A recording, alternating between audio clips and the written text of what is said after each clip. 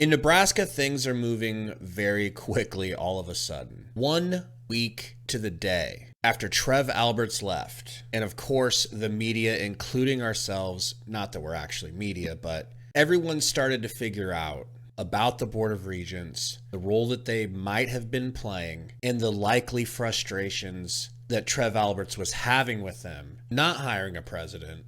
7 days later, they've not only hired the next AD of Nebraska, but also the next president. Gary and I both agree that these hires, for the most part, are great. We're very happy about them, and we'll get into those reasons why. But if you enjoyed Gary's theory on the Board of Regents in our last video, you might want to hear his theory on the real reason both positions were able to be filled so quickly. I don't feel these hires within an hour of each other were coincidental or, miraculous. Like, oh, that we've been talking to these guys and it just came to fruition within an hour of each other.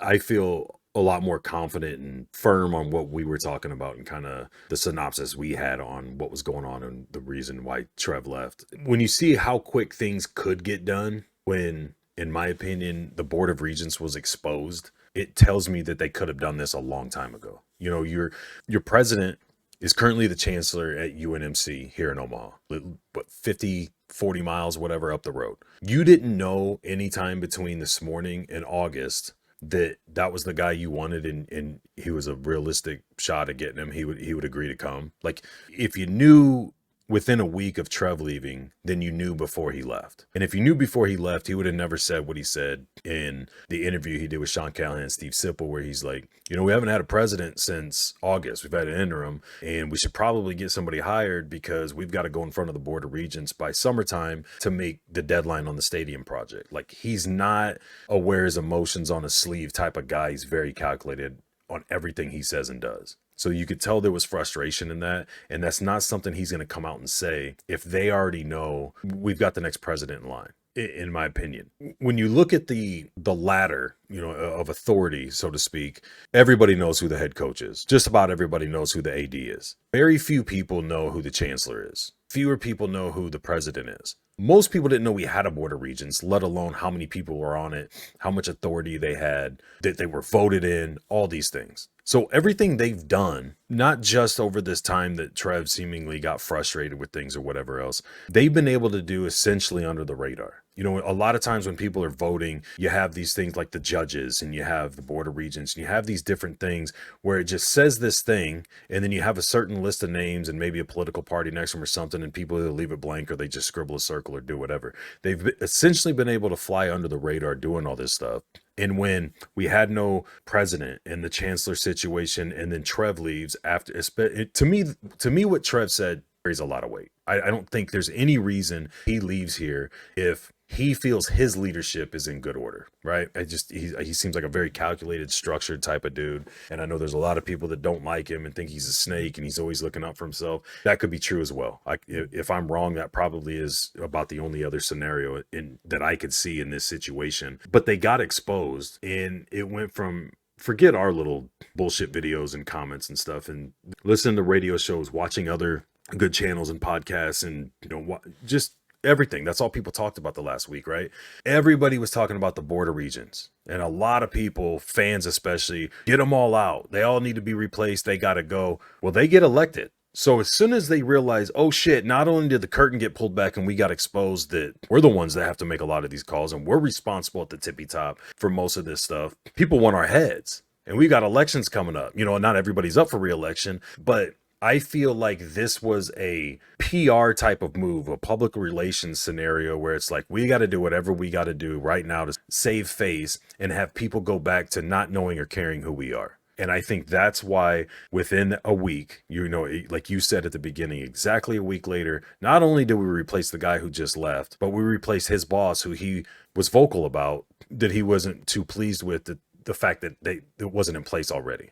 The one other thing, I know a lot of people bring it up because a lot of people have been bringing it up, is I feel like there's going to be a lot of, well, this proves that Trev knows he's in more trouble than anyone's letting on with the lawsuit. That would carry a little more weight with me had the university not just extended and given a pay raise to Amy Williams, the coach. She's on the lawsuit too. So if the university knows it's so bad that they're letting Trev know, or you're kind of on your own. Like you guys screwed the pooch here. There's nothing we can do to save you. So he's bailing out before he's tarnished so much he can't get a different job somewhere else. Well, then if that black mark's coming on the university and the people listed in the lawsuit, why would one be in such a bad situation that he's got to run to a different school, but the coach, who's by all intents and purposes is way closer to the situation on that same lawsuit, gets pay raised and contract extended?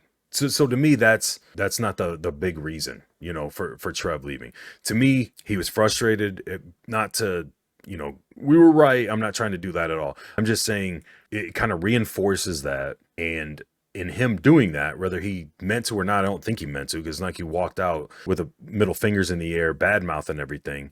I think that it unintentionally exposed the power structure at Nebraska. And in turn, when you have fans as passionate as Nebraska fans are, once they realize, oh, these are the ones that could have kept all this in order and streamlined a little faster, especially when you factor in the scare factor that a lot of people, myself included, had, that what effect this would have on Rule potentially leaving. And the people who now know that we're the ones log jamming this up when things need to be getting done, they're the ones that determine if we get to maintain our jobs or if other people get. I think, to me, it's super clear, bro. Like, I just think that the timeline, the coincidence of both hires at the same time. So you're telling me you could hire an AD that everybody seemingly loves. The coaches have nothing but good things to say about him. Like you said, we can get into that. But coaches like him. The Board of Regents magically agreed 8-0. And then the 4 that don't count, that make up the other 12, that whole little thing, they all agreed too. So everybody was on board for this president. It took 8 months, but everybody finally agreed. Within a 1 week span, you can go pull a guy who just took a job, 5 months ago, 5.5 months ago, just took the job at Washington. Like, come on, man. I feel very confident about the stance we had last week when we did the original AD video. And like I said last week, I could be proven wrong at any time. I'm just saying the information that we're getting, that's available to us and that we're able to get, it just seems super, super obvious that they kind of got caught with their pants down and now they're doing everything they can to save face. Do tell us in the comments what you think about that. But let's move on to the positives here, because I really think there are some. For me, the biggest is making Matt Rule happy. Maybe in 3-4 years, maybe sooner, we come to the conclusion that it wasn't that important in the end. After Frost, I can't rule anything out with head coaching. I thought he was the one. Most people did. For right now, my biggest priority would be keeping him happy and in Lincoln. These hires seem to have done that. Any other reason you might think that this was a potential home run for Nebraska? No, I mean, when you say home run, I'm thinking big impactful situations, and you nailed it. The keeping Rule happy. We also talked that we thought that they kind of had to make him a part of the hiring process, and from his statement, it seemed like they did. He had already talked to him ahead of time. There was other people that reached out to him about trying to get the job. I'm assuming if they had other candidates whenever they put their list together, was not ran through him, but he was allowed to at least talk and kind of go back and forth and have some input. I kind of feel like maybe that's a big part of why it was able to go so quick. I think, don't feel super confident about that. Just kind of has a feel to it to me. But most of the sports programs are in good situations. They might not be great and they might not be sit back on cruise control and just let them do their thing. But you've either got programs that were in bad situations that look to be on the uprise, or you've got things like the volleyball team and whatnot that are, you don't have to worry about them. The big important decisions would be who you bring in as a coach and what type of culture you want. And most of the positions where the decision making would be made are taken care of for the time being. Things could change easy. They just extended both of the basketball coaches. Rule's going into his second year. It's not like a decision is going to have to be made on him. John Cook's not going anywhere until he decides he's going somewhere.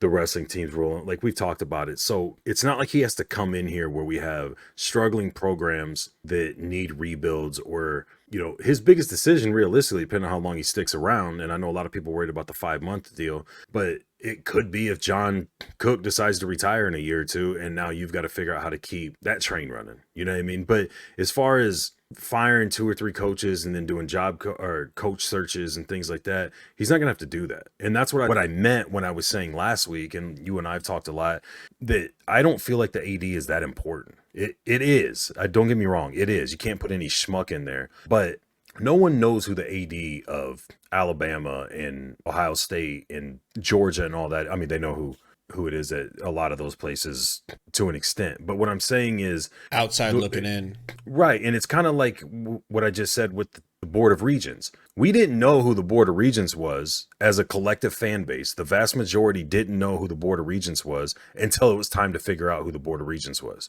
So when you have whatever your big program is, if you're North Carolina or Duke, it's the basketball team. Here it's football. It's different things, baseball at some of the South or, West Coast schools. But when that program starts to slide and everybody's frustrated to a point where they want the coach gone, now they want to know who the AD is to wonder why he is or isn't firing this dude and who he thinks he's going to bring in. So other than that, you're looking at fundraising and trying to push for allocation of funds to different programs and different things for your athletic department. That's it. They're not breaking down game film. They're not running guys on drills in practice. They're not on the field, nothing. Like it's not that important to me. My concern and what I felt the importance was heavy in is Matt Rule going to like the guy they bring in? Is he going to like who his new boss is going to end up being? And all signs, taking him at his word, all signs point to yes. So, I mean, it's like, I don't feel like Nebraska necessarily could have hit a home run. I feel like they could have just shit the bed. And I feel like by keeping Rule happy, you didn't shit the bed. You could interpret that as a home run. I wouldn't disagree or argue, but I'm just saying, like, there isn't an urgent need in the program athletically that we need an AD in place so that he can make this big decision. His biggest decision is going to be how to push forward or make adjustments or do whatever with the stadium project. And it's, whatever people's opinions on that. I honestly don't give a shit. I want the football team to win. I'd like to see the other programs do well. I don't care about none of that. They could have brought in a business guy to handle the funds as far as I'm concerned. I just want to have good coaches and the coaches to be happy and content. And all of us with jobs know one of the biggest parts of that is who your boss is. The biggest downside you hear or read in comments in Huskers social media is the distrust of Troy Dannen because he went to Washington, looked them all in the face and said, I'm so happy to be here. I ain't leaving, God willing. Mm-hmm. And then 5 months later, he boot scoots on down to Lincoln. Is that a red flag to you? To me personally, in this day and age, absolutely not. Like, that's just where we're at. Players leave great teams and horrible teams every single season. Coaches interchange every 3 to 5 years. It seems like ADs aren't going to be any different, because especially if they have to start replacing multiple coaches and multiple programs are going to switch out the AD. And it's not, again, I go back to, it's not a job that I feel, and I'm sure people would argue with it, that you have to have some crazy skill or be a special type of person, like you see the separation in coaches or certain players in different sports and things like that. Most of these ADs hire teams of consultants or whatever when they need to go through a coaching hire anyways. So, I mean, again, it's more of a fundraising, making deals and talking to people type of thing. And you've got people in all different types of walks of life that can do that, whether it's from a business perspective, somebody who's been in sports, been on different committees, all that stuff. So if this guy comes in 4 months instead of 5 months or 5 years or 15 years and decides he's got a better opportunity somewhere else and wants to leave, fine. As long as Rule's not leaving, as long as some of these coaches that are turning things around, especially if they start having success, as long as they're not leaving, I give a damn who their boss is. Like, as long as they're not making things more difficult on these coaches and in turn working against, either sustaining like the volleyball team that's been a powerhouse for a long time or stifling the growth of the two basketball teams, the wrestling program, the football team, the baseball team, all that. I don't care who their boss is. I don't care how often they change them out. Ideally, for the look of things, you keep people in place long term. I mean, I don't think people take jobs and I don't think people hire other people with, this is just a short 5 month stint. Like, things happen one side or the other where it doesn't work out. So I think intentions are usually good from the start. But that's one area of the football program or all the athletic program. I don't really care what they do, as long as the people underneath that are calling the shots and keeping things in order are happy. Tell us what you think in the comments. We are really interested in what you have to say about new AD, Troy Dannen, and our new president, Dr. Gold. Till next time, go Big Red.